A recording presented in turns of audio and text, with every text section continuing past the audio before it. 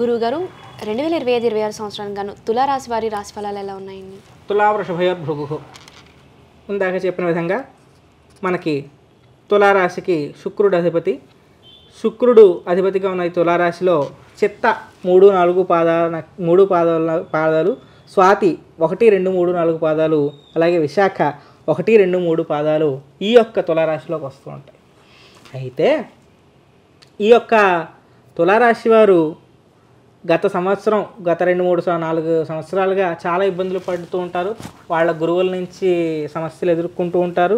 చక్కటి ఆ సమస్యలన్నీ కూడా ఈ సంవత్సరం తొలగి ఆదాయం రూ. 11 గాను, వ్యయం రూ. 5 గాను, రాజపూజ్యం 2 గాను, అవమానం 2 గాను ఉంటూ ఉంటాయి. ఇదివరకటి సమస్యలు ఏదైతే ఉన్నాయో అన్నీ కూడా ఈ సంవత్సరం తొలుగుతాయి వారికి.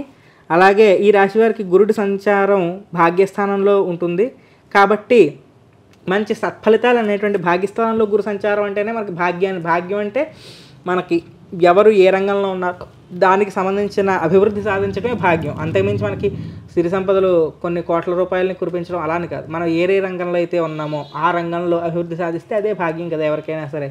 కాబట్టి వారికి చక్కటి ఫలితాలు ఈ బృహస్పతి గ్రహం అనేది ఇస్తూ ఉంటుంది. ఉద్యోగస్తులకు ప్రమోషన్లు అన్నీ కూడా వస్తూ ఉంటాయి.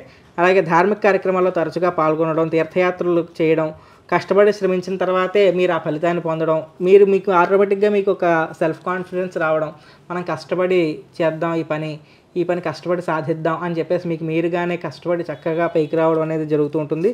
కుటుంబ సభ్యులతో మంచి సామరస్య వాతావరణం ఏర్పరచుకుంటూ ఉంటారు. సంవత్సరారంభం నుండి శని సంచారం అనుకూలమైనదిగా ఉంటూ ఉంటుంది. ఆ అన్ని విషయాల్లో కూడా మనకి విజయం సాధిస్తారు.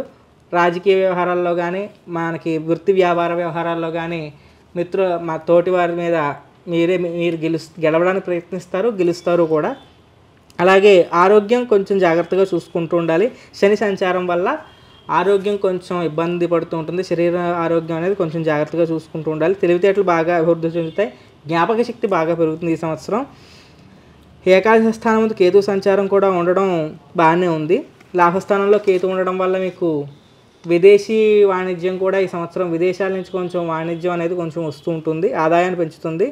అలాగే ఈ సంవత్సరం కొంచెం ఈ రాశివారు తులారాశి వారు ప్రేమ వ్యవహారాలకు కొంచెం దూరంగా ఉండడం మంచిది. మీ సీనియర్ల మద్దతు మీకు లభిస్తూ ఉంటుంది. అంటే మీ సీనియర్స్ హెల్ప్, ఎవరైతే మీ వృత్తిలో ఎవరైతే మీ పై అధికారులు ఉన్నారో వారి నుంచి సహాయం అనేది అందుతూ ఉంటుంది. కార్యాలయాల్లో ఆధిపత్యం పెరుగుతుంది. మీ పెద్ద తోబుట్టువులతో కూడా మీకు కొంచెం ఇబ్బంది అనిపించవచ్చు, కానీ బాగానే ఉంటుంది. శ్రీ విష్ణు సహస్రనామ స్తోత్రం పారాయణ చేయడం లేదా చేయించుకోవడం, విష్ణువు ఆరాధన చేయడం, గణపతి ఆరాధన చేయడం ద్వారా ఈ సంవత్సరం తులారాశి వారు చక్కటి ఫలితాలు అయితే పొందుతారు. స్వస్తి.